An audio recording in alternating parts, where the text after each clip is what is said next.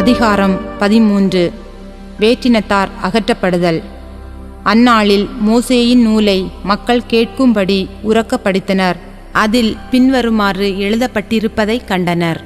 அம்மோனியரும் மோவாபியரும் என்றுமே கடவுளின் சபைக்குள் நுழையக்கூடாது.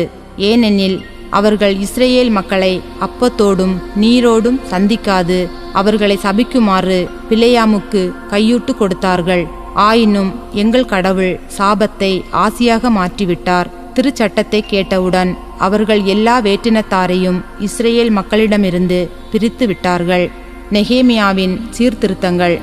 இதற்கு முன் தோபியாவுக்கு உறவினரான குரு எலியாசிபிடம் எங்கள் கடவுளின் இல்ல கருவூல அறைகள் ஒப்படைக்கப்பட்டிருந்தன.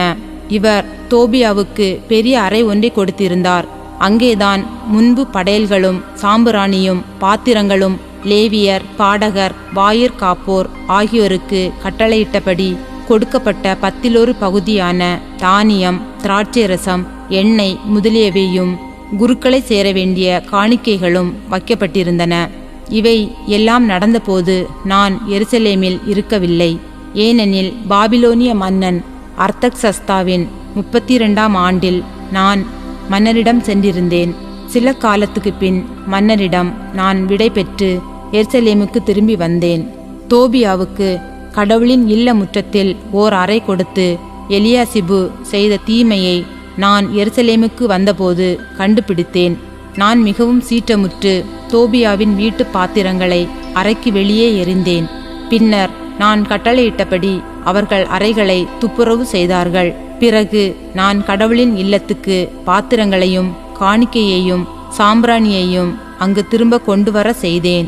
மேலும் லேவியருக்கு சேர வேண்டிய காணிக்கைகள் அவர்களுக்கு கொடுக்கப்படவில்லை என்றும் இதனால் அங்கு பணிபுரிந்து வந்த லேவியரும் பாடகரும் தத்தம் நிலங்களுக்கு ஓடிப்போய் விட்டனர் என்றும் அறிந்தேன். அப்பொழுது அலுவலர்களை கடிந்து கொண்டு அவர்களிடம் கடவுளின் கோவில் கைவிடப்பட்டு கிடப்பதேன் என்று கேட்டேன்.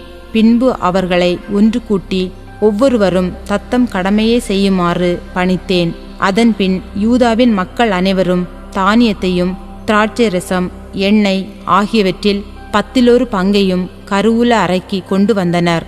குரு செலேமியாவையும் திருச்சட்ட வல்லுனர் சாதோக்கையும் லேவியர் பெதாயாவையும் கருவூலங்களுக்கு பொறுப்பாளர்களாக நியமித்தேன். மத்தனியாவுக்கு பிறந்த சக்கூரின் மகனான ஆனானை அவர்களுக்கு உதவியாளராகவும் நியமித்தேன். ஏனெனில் அவர்கள் நேர்மையானவர்கள் என்று கருதப்பட்டார்கள். தங்கள் சகோதரர்களுக்கு பங்கிட்டு அளிப்பதே அவர்களது கடமையாகும். என் கடவுளே, இதன் பொருட்டு என்னை கண்ணோக்கும். என் கடவுளின் கோவிலுக்கும் அதன் திருப்பணிக்கும் அடியேன் உண்மையாய் செய்துள்ள நற்செயல்களை மறவாதேயும். அக்காலத்தில் யூதா மக்கள் ஓய்வு நாளில் திராட்சை ஆலைகளில் வேலை செய்வதையும் தானிய பொதிகள் கொண்டு வந்த கழுதைகள் மீது சுமத்துவதையும் கண்டேன். திராட்சை ரசம், திராட்சை பழங்கள், அத்திப்பழங்கள் முதலியவற்றின் சுமைகளை ஓய்வு நாளில் அவர்கள் எருசலேமுக்கு கொண்டு வந்தார்கள். ஓய்வு நாளில் உணவுப் பொருள் விற்பதை நான் கண்டித்தேன். மேலும் அங்கு வாழ்ந்து வந்த தீர் நகர மக்கள் மீன் மற்றும் வணிக பொருட்களை யூதா மக்களுக்கும் எருசலேமில் வாழ்வோருக்கும் ஓய்வு நாளில் விற்று வந்தார்கள். எனவே யூதாவின் தலைவர்களை கடிந்து கொண்டு நான் அவர்களிடம் கூறியது, எத்துணை தீமையான செயலை நீங்கள் செய்கின்றீர்கள். ஓய்வு நாளை நீங்கள் தீட்டுப்படுத்தலாமா? உங்கள் மூதாதையர் இவ்வாறு செய்ததால் அன்றோ நம் கடவுள் நம்மீதும் இந்நகர் மீதும் இத்தீமையை எல்லாம் வரச் செய்தார். இருப்பினும் ஓய்வு நாளை நீங்கள் தீட்டுப்படுத்துகிறீர்கள். இஸ்ரேல் மீது கடவுளின் கடுங்கோபத்தை வரவழைக்கிறீர்கள். ஓய்வு நாளுக்கு முன் எருசலேம் வாயில்களில் இருள் படரும் போது கதவுகள் மூடப்பட வேண்டும் என்றும் ஓய்வு நாள் முடியும் வரை அவற்றை திறக்கக்கூடாது என்றும் நான் கட்டளையிட்டேன். எச்சுமையும் உள்ளே வராதபடி செய்ய என்னுடைய வேலையாட்களை வாயில் அருகில் நிறுத்தி வைத்தேன். வணிகர்களும் பலசரக்குகளை விற்பவர்களும் ஓரிரு முறை எருசலேமுக்கு வெளியே தங்க வேண்டியிருந்தது. நான் அவர்களை எச்சரித்து, ஏன் மதிலுக்கு எதிரில் நீங்கள் காத்திருக்கின்றீர்கள்? மறுபடியும் இப்படி செய்வீர்களாகில் உங்களை நான் ஒரு கை பார்ப்பேன் என்று கூறினேன். அப்பொழுதிலிருந்து அவர்கள் ஓய்வு நாளில் வராமல் இருந்தார்கள்.